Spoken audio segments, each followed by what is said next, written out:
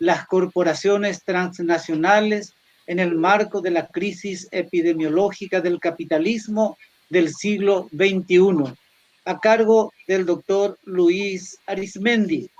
Una breve semblanza del doctor Luis Arizmendi, doctor honoris causa por la Universidad Alba Edison, director de la revista Mundo Siglo XXI del Instituto Politécnico Nacional de México. Tiene numerosas publicaciones en países como Estados Unidos, Reino Unido, España, Bélgica, México, Chile, Colombia, en más de 14 libros. Ha traducido del inglés, del italiano y del portugués más de 50 ensayos de renombrados autores.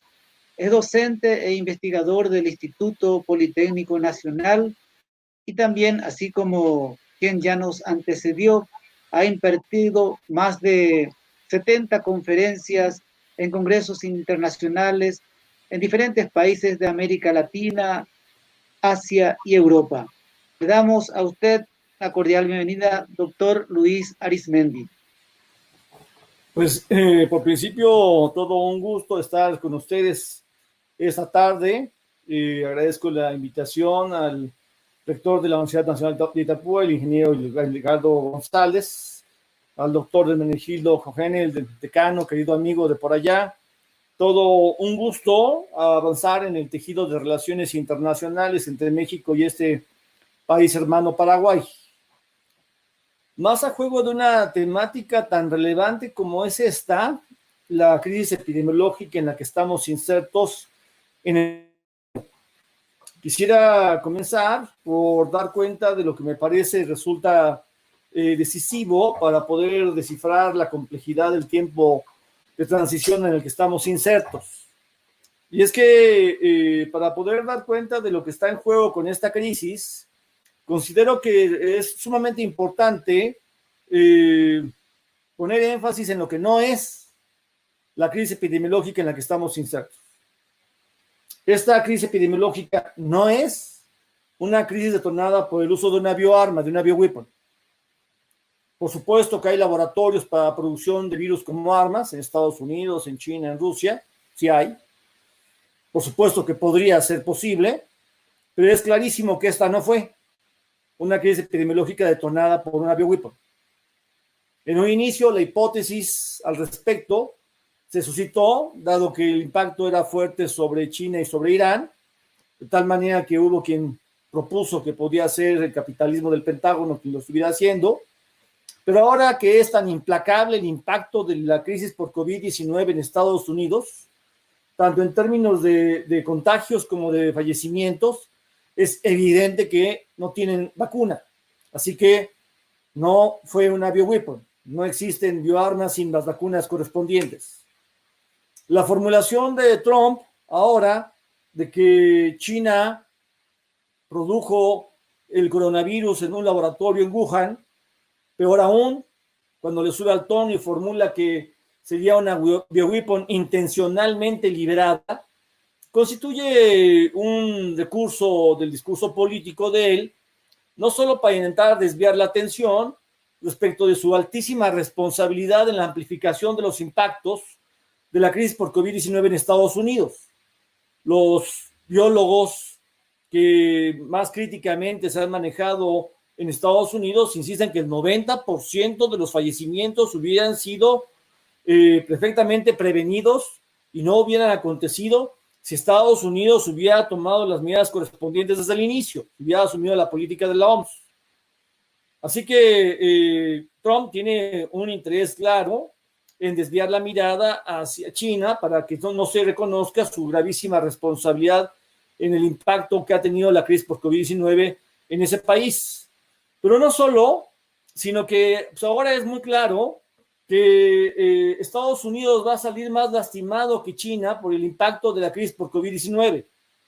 China tiene un impacto de menos 4.8 puntos porcentuales en el PIB, pero con todo y todo, calcula el Fondo Monetario Internacional, va a salir con 1.2 puntos porcentuales de crecimiento positivo para este año. Y eso lo decía el Fondo Monetario hace un par de semanas. Ahora en los últimos días que China ya está relanzando actividades económicas, más aún porque está generando un relanzamiento sumamente fuerte, así que puede terminar creciendo por encima del 1.2% del PIB 2020, con todo y COVID-19. En cambio, Estados Unidos va a tener un impacto mayor, no solo superior al 5%, podría ser más, podría andar teniendo PIB cero, incluso PIB negativo, ya veremos. Es clarísimo que China va a salir mejor librada de la crisis por COVID-19 en 2020 que Estados Unidos. Así que la insistencia de Trump por presionar a la OMS para que declarara que China había creado el coronavirus en un laboratorio, incluso intencionalmente, era una presión dirigida claramente a justificar el lanzamiento de la guerra comercial de Estados Unidos con China, dado que tiene que intentar cerrarle el paso a China, que se va a recuperar con más rapidez, ahora que se ha agudizado la disputa por la hegemonía mundial. La guerra comercial, como una dimensión clave de la disputa por la hegemonía mundial, está en juego. Estados Unidos tiene clarísimo que China va que vuela en este proceso. Incluso no es un asunto menor que en este contexto la clase política china haya empezado a discutir un documento al respecto de que hay que prepararse para los peores escenarios en las relaciones Estados Unidos-China. Y eso quiere decir que habría que prepararse no solo para la guerra comercial, sino para la guerra militar entre Estados Unidos y China. No es un juego esto. El peligro de una guerra entre potencias está abierto, dado que el crecimiento de China es un crecimiento muy importante. El mismo Fondo Monetario Internacional ha calculado que a partir de 2016, si se mide en términos de poder de paridad de compra, o sea, lo que se puede comprar con el dólar en Estados Unidos, con el yuan en China, China ya empezó a rebasar al PIB de Estados Unidos. No modificó el Fondo Monetario Internacional la medición del PIB por casualidad, sino es un modo de advertir que efectivamente China está avanzando sobremanera. Así que esta, en efecto, no es una crisis epidemiológica detonada por una bioarma. Esta es una retórica del discurso de Trump, ahora, más bien en el marco de la disputa por la hegemonía mundial. Lo primero es esto. Esta no es el coronavirus no es una bioarma. Lo segundo, creo que también resulta muy importante abrir paso a la visibilización de que la crisis en la que nos encontramos insertos tampoco es resultado de una especie de enemigo invisible. Lo que está sucediendo no es que la naturaleza de manera espontánea desarrolló un proceso que terminó siendo sumamente agresivo para la sociedad planetaria de nuestro tiempo, del siglo XXI, y ahí se debe entonces a un origen natural lo que está aconteciendo. Tampoco es esto. Si se mira de fondo, debería decirse que los virus, que son formas materiales muy peculiares, porque no son organismos, no son seres vivos propiamente conformados, son trozos de código genético en un proceso de constante mutación para quizás devenir en algún ser vivo.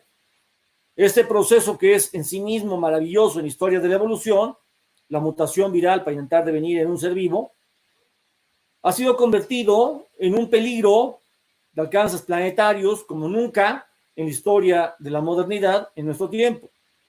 Entonces, la crisis que estamos cruzando actualmente no es ni producto de una bioarma, ni tampoco es resultado de un origen natural. Más bien tiene que ver con el establecimiento, me parece, de una profunda relación antiecológica de la economía alimentaria mundial con la naturaleza planetaria. Y aquí es donde, en efecto, las corporaciones globales cumplen un papel crucial para poder discutir la función que tiene el poder corporativo planetario en la crisis epidemiológica del siglo XXI. Es muy importante captar cómo es que la economía alimentaria mundial, para empezar, mantiene una relación extremadamente antiecológica con la naturaleza global. Y ahí emerge la gravedad del problema en el que estamos insertos. ¿Sí se está consiguiendo compartir la presentación en PDF? ¿Sí la están viendo?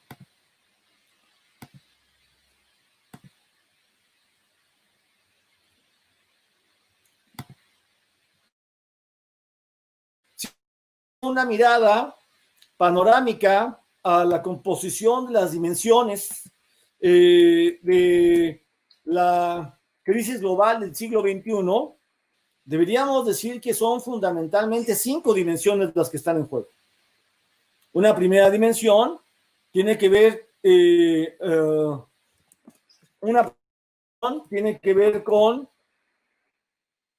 con la crisis económica global. Nos encontramos insertos en la crisis económica cíclica más grande en la historia de la acumulación planetaria. La primera crisis, la larga depresión de 1871 a 1893, fue una crisis fundamentalmente europea. La segunda gran crisis de 1929-45, porque terminó con la Segunda Guerra Mundial. La Gran Depresión fue una crisis intercontinental, afectó a Estados Unidos, Europa y Japón. La tercera gran crisis, la que fue de los 70 a los 90, fue una crisis cuasi mundial. Y ahora la que arrancó en 2007-2008 constituye la primera crisis cíclica en la historia de la economía mundial, que es propiamente de alcance total. La primera crisis económica cíclica planetaria. Aquí estamos insertos. En este contexto es donde hay que captar que a la hora de mirar la historia de la tendencia descendente de la tasa de ganancia en la economía mundial, emerge que nos encontramos en el peor periodo histórico de ella. Antes de la larga depresión, en 1869, la tasa de ganancia para el capitalismo central, como puede verse en esta medición estadística que llevó a cabo de modo muy bien Esteban Maito desde Argentina, la tasa de ganancia para el capitalismo central se encontraba arriba del 40%. Si se ve en términos de la economía mundial, la tasa de ganancia se encontraba arriba del 30% hacia principios de los 60. En cambio ahora, al terminar la primera década del siglo XXI, para el capitalismo central, la tasa de ganancia se encuentra apenas arriba del 10%. Se encuentra para el capitalismo central, para los capitalismos del norte, la tasa de ganancia por debajo del peor pico negativo que tuvo en el marco de la crisis del 29, donde se encontraba por encima del 15%. Y es peor la tendencia descendente a tasa de ganancia para los capitalismos del norte que para la economía mundial. Es implacable el proceso. Cuando se discute la tendencia descendente a tasa de ganancia en perspectiva de larga duración, o sea, de 1869 al inicio de la segunda década del siglo XXI, emerge la visibilización de que nos encontramos en el peor periodo histórico de la tendencia descendente de la tasa de ganancia para la economía mundial y más agudizado para los capitalismos del norte. Esta es la primera dimensión de la crisis en la que estamos insertos en el siglo XXI. La crisis por COVID-19 llegó a agudizar este proceso. Va a tener un impacto muy fuerte en el PIB mundial, va a tener un impacto en todos los capitalismos del norte, va a tener un impacto en todos los capitalismos del sur, pero ya como estábamos mencionando, le va a pegar más duro a Estados Unidos que a China. Es muy importante captar que la complejidad de la crisis en la que estamos insertos desborda el que atravesamos la crisis cíclica de la economía mundial más grave en la historia del capitalismo. Y es que hay varias otras dimensiones cruciales que tienen que ser consideradas. La primera, la mundialización de la pobreza. 1990 podría ser perfectamente fechado como el año en el cual arranca una nueva fase en la historia de la economía mundial, la fase en la cual la pobreza se volvió definitivamente pobreza global. Fue el primer año en el que un organismo internacional, el Banco Mundial, pasó a medir la pobreza global. Desde una perspectiva extremadamente cuestionable, porque para el Banco Mundial la pobreza extrema estaba reducida a pobreza extrema alimentaria y la pobreza extrema alimentaria estaba reducida a adquisición de alimentos crudos. O sea, para el Banco Mundial, si alguien no tenía vivienda, no tenía calzado, etcétera, no era pobre, solo era pobre si no podía adquirir alimentos crudos. Eso significaba la línea de pobreza extrema equivalente a $1. Pobreza global es algo que aconteció claramente a partir de 1990, cuando el Banco Mundial lo mide, porque ya la pobreza se ha vuelto definitivamente planetaria, se puede ver en el sur y en el norte. La marcha de este proceso tuvo consecuencias más agudas en la primera década del siglo XXI, porque entonces se agregó como una nueva dimensión de la crisis global del capitalismo del siglo XXI, la crisis alimentaria global, lo cual arranca en 2007-2008. Y ese es un momento muy peculiar porque la economía alimentaria mundial había llegado a un punto en el cual ya podía generar el doble de alimentos para la totalidad de seres humanos del mundo, según había planteado la ONU, la FAO. Y, sin embargo, entramos en 2007-2008 en la peor crisis alimentaria en la historia de la humanidad, si se mide en función de la cantidad de seres humanos afectados. Es muy lamentable que en el momento justo en el que se podía haber vencido para siempre el hambre, se produce la peor hambre en la historia de la humanidad. De ahí que la ONU se volviera pionera en la propulsión de lo que dieron en llamar the right to food, el derecho a la alimentación, o sea, el compromiso que debía ser constitucional de todos los estados de brindar acceso a alimentos básicos a sus ciudadanos.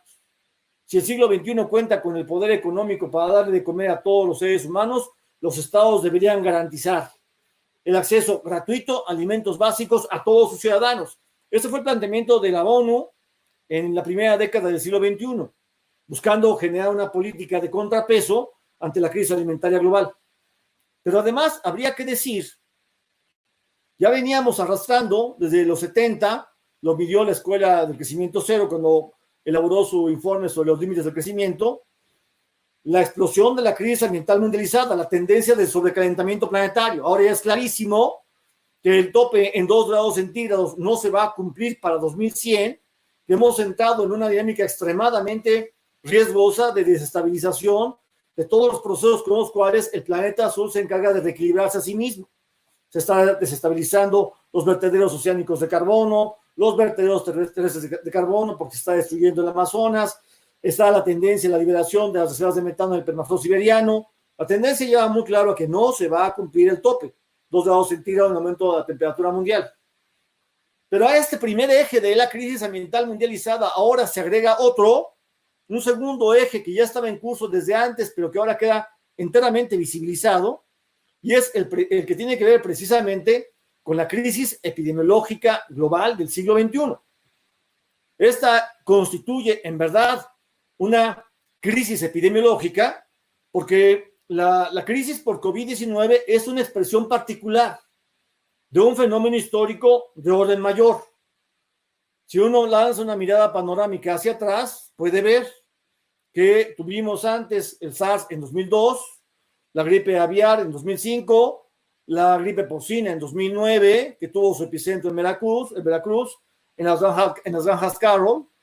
Luego tuvimos el síndrome respiratorio de Medio Oriente en 2012, el MERS-CoV, y finalmente la crisis por COVID-19, que se vuelve una pandemia, una epidemia mundializada.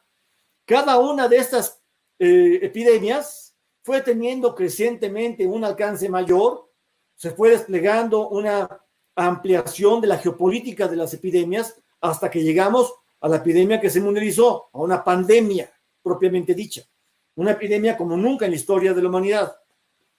Cabe decir que en 2008 el Consejo Nacional de Inteligencia de la CIA elaboró el Global Trends 2025, estos informes que elaboran para calcular tendencias para los presidentes que llegan a la Casa Blanca, y allí evaluaban que antes de llegar a mitad de la tercera década del siglo XXI, existía la grave potencialidad de surgimiento de una pandemia, de una epidemia mundial.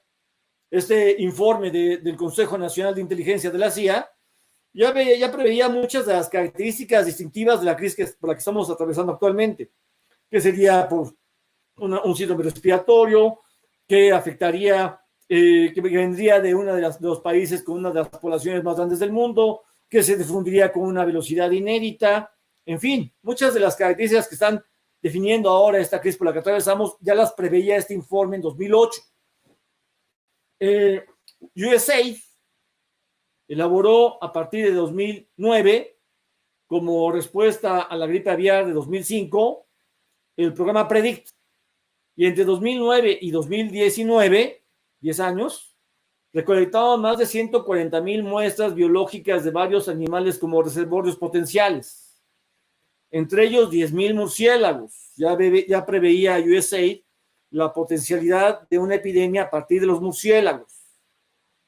Identificaban alrededor de 1,200 virus con potencial pandémico, no solo epidémico, incluyendo más de 160 coronavirus. USAID hizo esto, pero se remitió a catalogar. Jamás diseñó una política estratégica preventiva. Y todos sabemos que en 2015 se volvió célebre esta conferencia internacional que dio Bill Gates, en donde llevó a cabo un cierto paralelismo entre la guerra nuclear como el desastre más temido del siglo XX y la emergencia potencial de una pandemia derivada de un virus como el de la influenza en el siglo XXI, insistiendo en que sí habían enormes presupuestos canalizados para la producción de disuasivos nucleares, pero prácticamente era inexistente el financiamiento de un sistema de salud mundial dirigido a prevenir e impedir la emergencia de una pandemia, de una epidemia mundializable. El Banco Mundial ya calculaba que la posibilidad de una pandemia podría acarrear un impacto de 3,000 millones de dólares. Y de hecho, hay que decir, en verdad la OMS temía este peligro desde principios del siglo XXI. Por eso cuando apareció la influenza en México en 2009, insistió tanto al gobierno de México en parar actividades. El informe Global Trends 2008, que calcula la tendencia a 2025. El programa Predict de USAID, Bill Gates, el Banco Mundial, la OMS, preveían este peligro. No porque tuvieran la bola de cristal, sino porque una vez que se capta el fundamento con el cual se está relacionando de modo antiecológico la economía alimentaria mundial con la naturaleza planetaria, pues es previsible que en cualquier momento podía suceder algo así. La crisis por COVID-19, hay que decirlo, era una crisis previsible y por tanto prevenible. Pero se decidió no hacer nada para prevenirla, pese a que estaba en la perspectiva, en los análisis prospectivos, la visibilización de su peligro. Es muy importante poner énfasis en que aquí hay una función desafortunadamente negativa de la OMS, que si bien ahora ha cumplido un papel insistiendo en la relevancia de romper las cadenas de contagio, propulsando la asunción de la política de resguardo, lo que llaman varios la cuarentena, y que perfectamente puede no ser una cuarentena porque va a rebasar los 40 días. Si bien la OMS ha propulsado la política de resguardo, sin embargo, se ha guardado silencio sobre los profundos intereses corporativos que están en juego. Ya en 2006, Mike Davis, en un libro inolvidable, El monstruo llama a nuestra puerta, ponía énfasis en que las megagranjas de la economía alimentaria de final del siglo XX estaban generando una mutación histórica crucial. Estas megagranjas que operan con grandes conglomerados de animales, de pollos, de puercos. Solo un ejemplo es una auténtica licuadora viral, un ser vivo en el cual suceden múltiples mutaciones de virus que sí pueden contagiarse hacia los seres humanos. Pero cuando son tantos, cuando son conglomerados de estas dimensiones, el salto de un animal hacia otro se acelera de tal manera que se genera entonces un proceso de mutación acelerada a gran escala. Por eso Mike Davis insistía en que los países que contaban con megagranjas avícolas, porcinas, ganaderas, pues eran países que estaban colocados en primera fila como candidatos a la explosión de una epidemia mundializable. Hace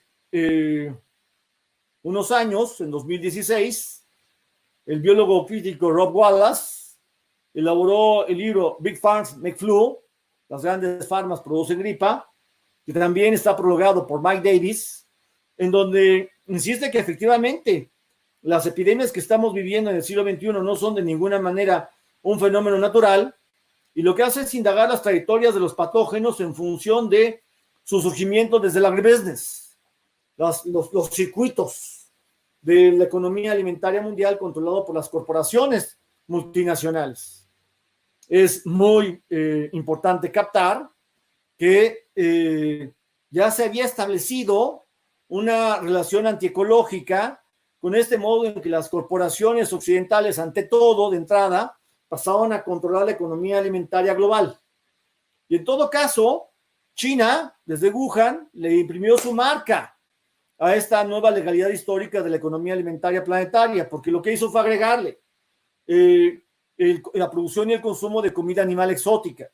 También de una manera totalmente irresponsable. Al momento en el que la economía alimentaria mundial invade, destruye los hábitats originales de los animales, invade el mundo animal original y por tanto el mundo viral se relaciona de un modo totalmente antiecológico con el mundo viral, pues estos peligros están abiertos. Los virólogos lo sabían perfectamente bien desde antes. Por eso es que estos informes que voy refiriendo podían prever el peligro. Nos encontramos insertos, entonces, en un tiempo en el cual la crisis epidemiológica del siglo XXI incluye pero desborda la crisis por COVID-19. Esta es la quinta epidemia que llevamos de este tipo en el siglo XXI. Por eso cabe llamar a esto la crisis epidemiológica del siglo XXI. Todavía esta ni acaba y quizás la siguiente ya pueda perfectamente estar surgiendo, porque el fundamento antiecológico que abre este peligro está totalmente en pie. Aquello que formuló Boaventura de Sousa en su libro sobre las cuales enseñanzas de la crisis epidemiológica por COVID-19, cuando señaló el futuro puede comenzar hoy, podríamos parafrasearlo en esta perspectiva para decir, el futuro en verdad ha comenzado hace 2 décadas. Comenzó mínimo en 2002, cuando ya era visibilizable el peligro de una epidemia mundializable. Aquí estamos insertos en un tiempo en el cual sucedió una mutación histórica de la economía alimentaria. Entre los 30 y los 80 del siglo pasado, al menos 70% de los estados del sur ejercieron soberanía alimentaria, autoproducían sus alimentos. Al final del siglo XX, sucedió una mutación histórica de la economía alimentaria que se volvió uno de los grandes corredores de la economía mundial capitalista. Y en este contexto, las corporaciones, las megacorporaciones, pasaron a controlarla. Pero la pasaron a controlar de un modo muy peculiar. La teoría de los monopolios está por demás desbordada con lo que ha pasado en la vuelta de siglo. Porque ahora lo que tenemos son oligopolios multinacionales que atraviesan diferentes líneas de la economía mundial, que no se mueven en una sola rama, sino que atraviesan múltiples ramas y que controlan de un modo muy complejo diferentes dimensiones de la economía planetaria. En ese contexto podríamos hablar de un poder corporativo global, que en el caso de la discusión sobre la crisis epidemiológica del siglo XXI, articula al menos 3 ejes. El agribusiness global, el Big Ag, las corporaciones que tienen que ver con el manejo de la red de información planetaria, Big Data, y las corporaciones que tienen que ver con el dominio de la industria farmacéutica planetaria, Big Pharma. Esos 3 niveles del poder corporativo están en juego. Y entonces, al mirar panorámicamente cómo es que las corporaciones ejercen el control de la economía alimentaria global, uno puede empezar a captar, por ejemplo, cómo se ha jugado su poder a juego de esto de la producción de las semillas y la búsqueda de la ganancia extraordinaria por lo que Armando Barta dio en llamar la renta de la vida. Una ganancia extraordinaria que derivaría no del monopolio sobre una parcela de la naturaleza, digamos que tuviera un recurso natural excepcionalmente rico, petróleo, gas, o que tuviera un paisaje excepcionalmente hermoso para obtener la renta del paisaje, sino más bien una renta que derivaría del monopolio sobre una dimensión de la naturaleza gracias al monopolio sobre la ingeniería genética que lo permite. Esto es lo que él llama la renta de la vida.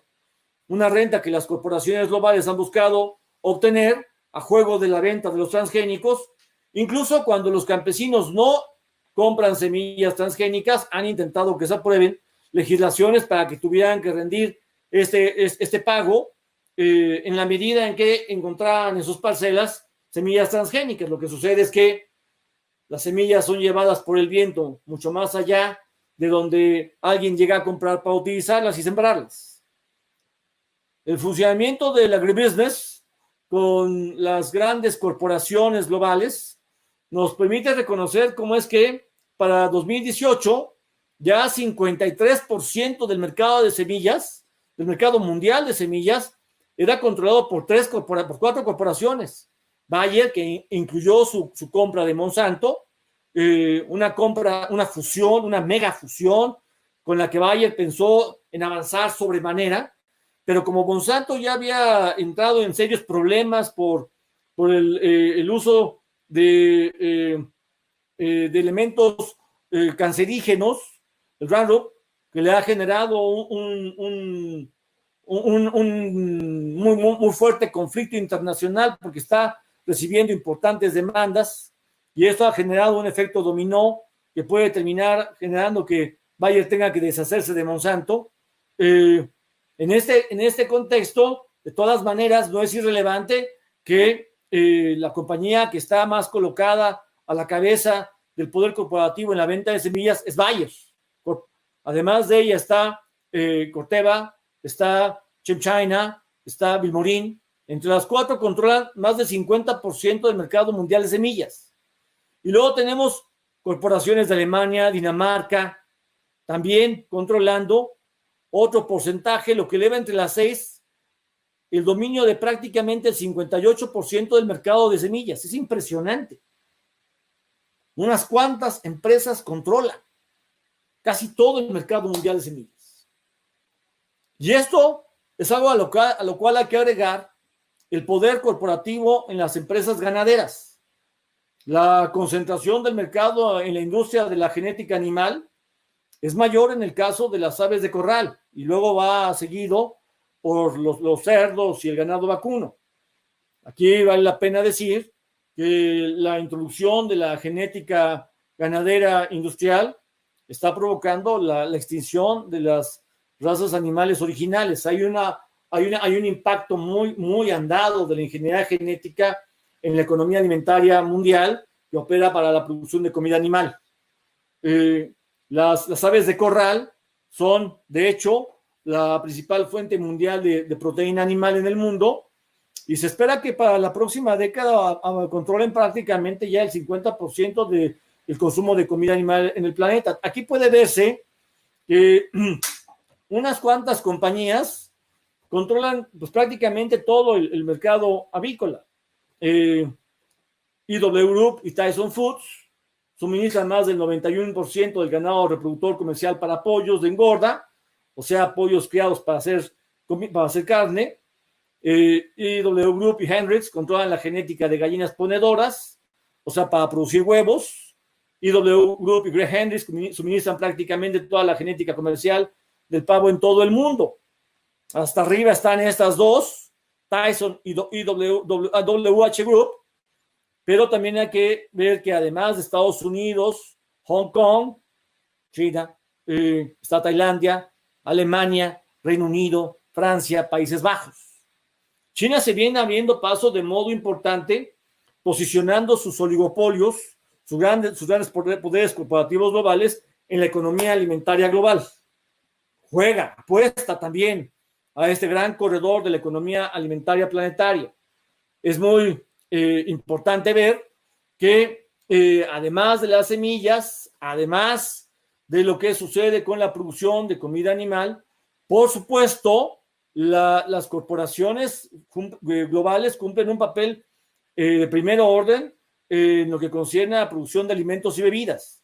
Las ventas combinadas de las principales 10 compañías sumaron más de 450,000 millones de dólares en 2018. Coca-Cola hizo su mayor adquisición al comprar Costa Coffee por 5,100 millones de dólares. Citigroup ha hecho todo este estudio del poder corporativo global de manera muy pormenorizada. Pepsi Company adquirió SodaStream en Israel. Son empresas que hay que identificar, cierran la pinza, porque aquí de lo que se trata es de alimentos y bebidas que tienen una importante cantidad de azúcar. Y el azúcar es un carbohidrato simple, entra de un golpe en la sangre y de un golpe sale. O sea, funciona como una droga. Obliga a que el consumidor compre y compre y compre, aunque no te puedes comer solo una. No es un asunto puramente de mercadotecnia, tiene que ver con una integración bioquímica del consumidor a la ampliación del mercado. Es la legalidad de la modernidad americana mundializada. Esto es lo que está aconteciendo con el modo en que funcionan estas corporaciones. La mundialización del patrón centrado en la producción de comida animal, pues tiene una gran función para permitir el control de las corporaciones sobre la economía alimentaria global. Se perdió la vieja soberanía alimentaria que estuvo presente en el siglo pasado. Ahora tenemos a las corporaciones globales interviniendo para el control de la economía alimentaria mundial. Y en este contexto también hay que identificar la intervención del poder corporativo global que participa en el comercio al menudeo de combustibles. Sobresale, por supuesto, el papel de Walmart. Pero, como pueden ver en este cuadro, es enorme el poder de las corporaciones que intervienen en el comercio global de comestibles. Walmart, pues es el líder mundial en venta de alimentos y bebidas. Todavía está fundamentalmente controlado por la familia fundadora, pero ya se puede ver claramente que participan ahora grandes poderes oligopólicos como accionistas, Vanguard, BlackRock, State Street, Fidelity, como propietarios importantes en las acciones de Walmart. 30% de las acciones de Walmart ahora están controladas por estos poderes corporativos, que son poderes corporativos que intervienen en diferentes dimensiones de la economía mundial.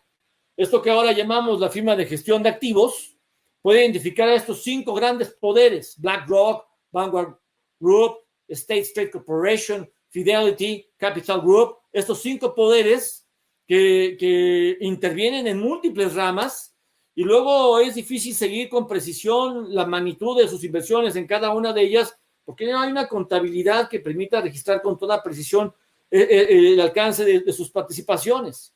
Hay un cierto intento de impedir que se pueda ver todo lo que está en juego aquí, y ThyssenKrupp ha hecho muy buen trabajo para identificar esta red, este tejido.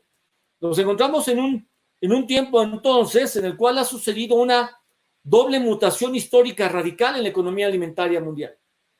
Se pasó de una economía alimentaria basada en la soberanía alimentaria de los estados del sur a una economía alimentaria basada en el poder de megacorporaciones, de grandes oligopolios que cruzan transversalmente muchas ramas, que controlan la producción de semillas, la producción de cereales, la producción de oleaginosas, la producción de agroquímicos, la producción de puercos, la producción de pollo, la producción de reses, el comercio, la transformación del cereal en un producto final. Es un circuito completo el del agribusiness, el Big Ag. Es un circuito completo, impresionante. Y este circuito completo es el que está generando esta relación antiecológica con la naturaleza global. Esta crisis de COVID-19 no es una crisis por bioweapon, no es un fenómeno natural. Nunca sucede que las enfermedades en la historia de la humanidad sean causadas unilateralmente por la naturaleza. En la medida en que el cuerpo humano es producido por la economía de una época, hay que decir que el cuerpo humano es historia. Y entonces la salud y la enfermedad son la concreción de una época. Lo que estamos teniendo ahora es entonces una crisis epidemiológica. Esta es la quinta de una serie de epidemias que arrancaron con el nuevo siglo. Van a venir más en la medida en que esta estructura antiecológica esté en pie. Incluso, hay que decir, la cosa se complejiza cuando uno ve la interacción de esta dimensión con la que está en juego también en la crisis ambiental mundializada. La crisis ambiental mundializada tiene 2 ejes: el sobrecalentamiento planetario en un lado y la crisis epidemiológica en el otro lado.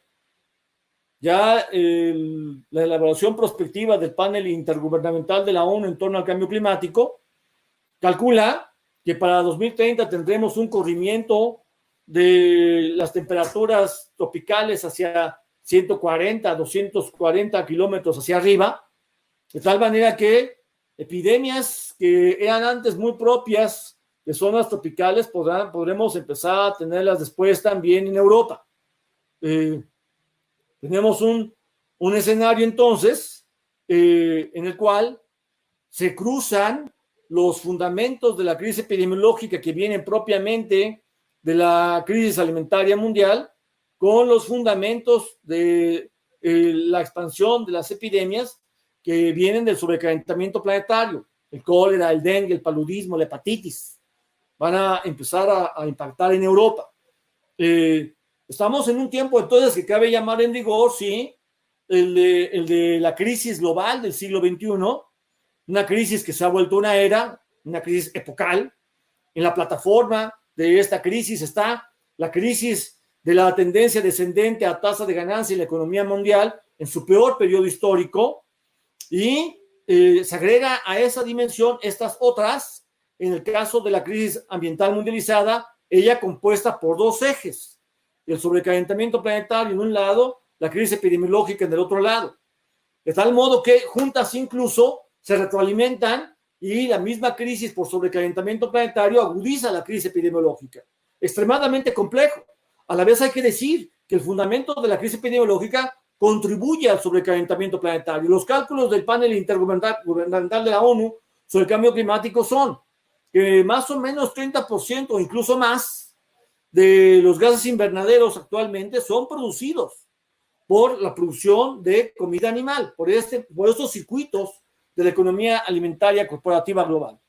Estamos insertos en un tiempo en el cual las diferentes dimensiones de la crisis epocal se retroalimentan entre sí, y lo que ha sucedido es que precisamente porque nos encontramos en el peor momento de la tendencia descendente de la tasa de ganancia para los capitalismos del norte, en general para la economía mundial, pero para los capitalismos del norte, lo que está sucediendo no solo es que hay una disputa por la hegemonía mundial en la que China también intenta acomodarse, posicionando empresas en estos circuitos de las corporaciones globales.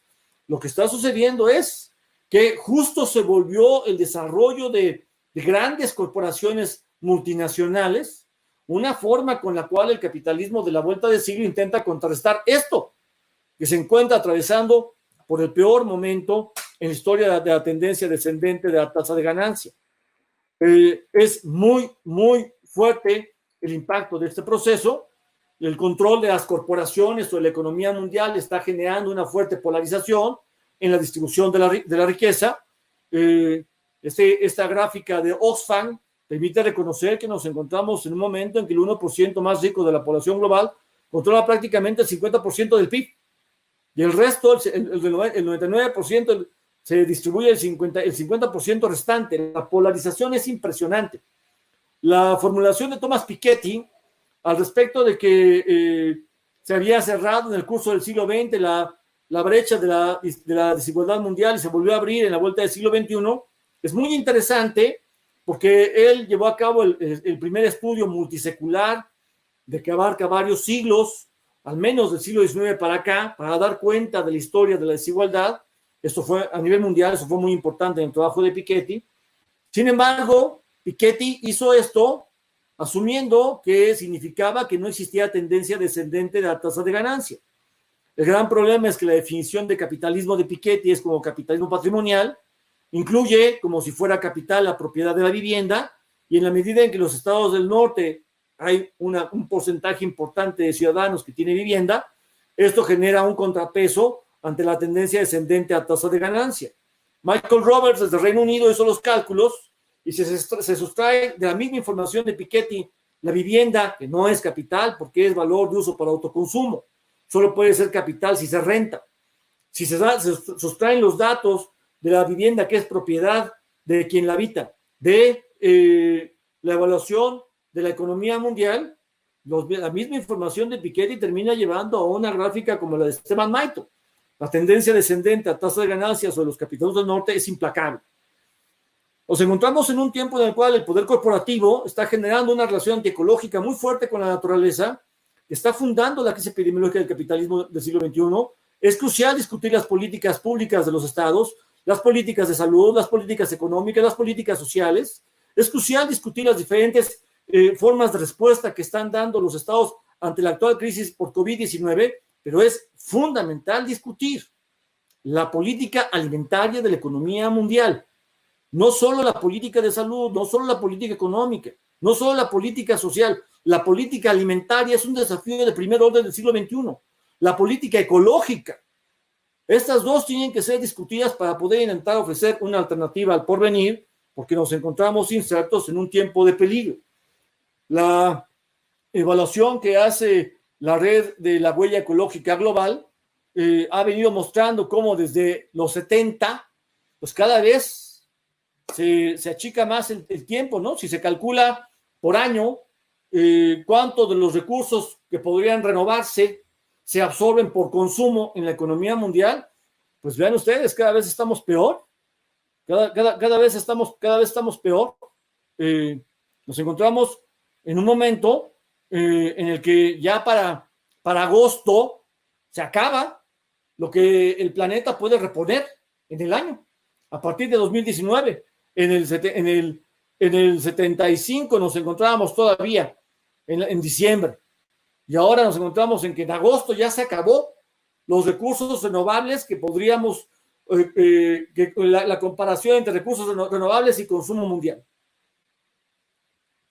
La evaluación del impacto de la huella ecológica, antiecológica global en el mundo, pues permite dar cuenta de que estamos consumiendo mucho más recursos de los que la naturaleza mundial es capaz de renovar. El planeta se está consumiendo por encima de su capacidad de autorrenovación, y no solo, sino además se están desestabilizando todos los mecanismos con los cuales el planeta se encarga de limpiarse a sí mismo. Una de las expresiones más fuertes de esta relación antiecológica con la naturaleza global es la crisis epidemiológica. Si el sobrecalentamiento planetario impacta en la devastación de la naturaleza exterior, la crisis epidemiológica impacta generando daño en los cuerpos de la naturaleza planetaria. Necesitamos empezar a vislumbrar la necesidad de políticas estratégicas alternativas de corto, mediano y largo plazo. Muchas gracias. Otra pregunta ahora para el doctor Arismendi sobre el papel de China y su responsabilidad en el sentido de no evitar la propagación del virus a nivel mundial, y particularmente usted, ¿qué plantearía para la seguridad alimentaria de los 7.000 millones de habitantes aproximadamente que en este momento tenemos a nivel global? Muy buena, muy oportuna la pregunta. En primer lugar, me parece que es extremadamente importante señalar que la responsabilidad de China en la explosión de la crisis COVID-19 es una responsabilidad equivalente a la de Estados Unidos. Cuando Trump insiste en adjudicarle unilateralmente la responsabilidad a China, pues en verdad está pasando por alto el hecho de que quien inició este patrón en la estructura de la economía alimentaria global fue precisamente Estados Unidos. Fueron las corporaciones estadounidenses las que pasaron a modificar radicalmente la economía alimentaria en la mitad de siglo. En todo caso, China agregó la marca por lo de comida exótica animal, pero tiene todo lo demás donde también está participando en las grandes corporaciones globales de la economía alimentaria mundial. Entonces, aquí hay una responsabilidad compartida. La OMS ha protegido los intereses tanto de las corporaciones estadounidenses como de las corporaciones europeas como de las corporaciones chinas. No es solo de unos u otros. Aquí estructura antiecológica de la economía alimentaria que está produciendo esta catástrofe. Y frente a ella, es muy importante pensar en las políticas estratégicas alternativas, y me parece que para empezar resultaría fundamental ir a visibilizancia de dos. La primera es algo que ya empezaba a discutirse en la segunda década de este siglo y está avanzando más la discusión ahora, pues tiene que ver con la relevancia, la urgencia incluso de propulsar políticas de soberanía alimentaria en los estados del sur. Ya esto era una discusión de primer orden en el marco de la crisis sobrecalentamiento planetario, que apunta al sobrecalentamiento, destruir los cultivos en el mundo. Ya la ONU calculó la tendencia para el siglo XXI y aumenta gravemente para la segunda mitad de este siglo. Esa tendencia, el impacto para destruir cultivos por el cambio climático, y China va comprando por eso territorios a granel en muchos lugares, incluido América Latina, porque ven venir este peligro. Es muy importante más bien avanzar al revés, avanzar en la recuperación de la soberanía alimentaria para prevenir lo que viene, pero no solo. Ahora la crisis por COVID-19 muestra la relevancia de avanzar hacia una política de soberanía alimentaria que establezca un vínculo ecológico con la naturaleza. Acá en América Latina tenemos lecciones de primer orden que recuperar, porque las comunidades indígenas tienen prácticas de policultivo ecologistas que pueden articularse perfectamente bien con planteamientos estratégicos para el desarrollo de la política de soberanía alimentaria. Esto me parece que es muy importante empezarlo a visibilizar. En segundo lugar, creo que algo que ha salido, se ha consolidado en el debate internacional ahora, tiene que ver con esto que algunos dan en llamar la renta básica de emergencia. Este es un término que a mí no me gusta, porque lo que está en juego ahí no es en verdad una renta, no hay una propiedad privada que sostenga la justificación de una transferencia. Tiene que haber, más bien que ver con un ingreso ciudadano, que sería de emergencia, pero que habría que pensar con mucha más visión de largo aliento. Esto es, transferencias monetarias que los estados modernos tengan que realizar para garantizar la protección de necesidades vitales de las naciones. Ahora ya están empezando a suceder la integración de más versiones de ingreso ciudadano. Ya teníamos una en Alaska, donde está la primera versión de un ingreso ciudadano universal para el universo completo de ciudadanos. Esa no es una política social focalizada, no va sobre una parte de la población, va sobre toda ella. Y ahora están empezando a aparecer nuevas versiones por lo que está sucediendo por la crisis por COVID-19. El ingreso familiar de emergencia en Argentina, la asignación universal por hijo en Argentina, colocan a Argentina en la punta de lanza de la discusión de políticas sociales de frontera en el siglo XXI en nuestro subcontinente, en América Latina. Es muy importante empezar a visibilizar la necesidad de transferencias monetarias con las que se puedan garantizar la cobertura de necesidades humanas en condiciones como estas. La CEPAL hizo un informe hace poco, el desafío social en tiempos de COVID-19, donde muestra que la gran diferencia entre Europa como epicentro de la pandemia y América Latina, pues consiste en que en América Latina más del 50% de la población está integrada al mercado laboral informal, no puede asumir el resguardo, a diferencia de los ciudadanos europeos. En Estados Unidos, los ciudadanos americanos, el resguardo ha pagado mucho el costo de la crisis por COVID-19, la migración forzada, los migrantes. En Nueva York, 1/3 de los fallecimientos es de migrantes. Ahí la población latinoamericana, para empezar los chicanos, están sufriendo los impactos de esto. América Latina está cargada hacia el mercado laboral informal, y entonces estas políticas sociales de frontera son muy importantes para avanzar en formas alternativas de reproducción de las naciones. Ya la ONU lo había formulado en la primera década del siglo XXI. Aquí la ONU fue pionera, porque fue la que planteó que si ya vivíamos en el tiempo en el que la economía alimentaria da para darle de comer al doble de seres humanos, los estados debían garantizar que toda la gente tuviera derecho de acceso a alimentos básicos. Esto es muy importante, porque se trata entonces de política de desmercantilización para la reproducción alimentaria. Soberanía alimentaria con perspectiva ecologista, ingreso ciudadano alimentario básico como política social de frontera para el siglo XXI, creo que son dos debates cruciales para políticas alternativas ante lo que viene. Muchas gracias. Al doctor Arismendi también, un poco acudiendo a su rol de docente del Instituto Politécnico Nacional de México y a su experiencia como investigador social.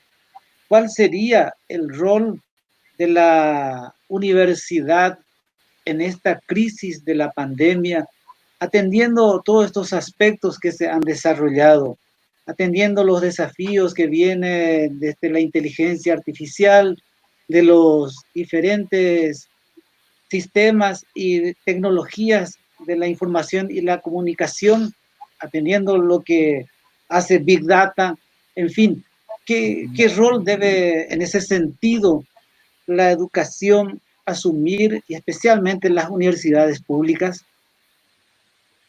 Esta es una pregunta extremadamente importante. A mí me parece que las universidades públicas necesitan asumir de manera muy relevante su compromiso como espacios de imaginación dialéctica. El siglo XXI enfrenta la peor crisis en la historia de la modernidad capitalista. Una crisis multidimensional extremadamente compleja. Y ahora ha aparecido esto, la crisis epidemiológica del siglo XXI, que va a durar mucho tiempo entre nosotros.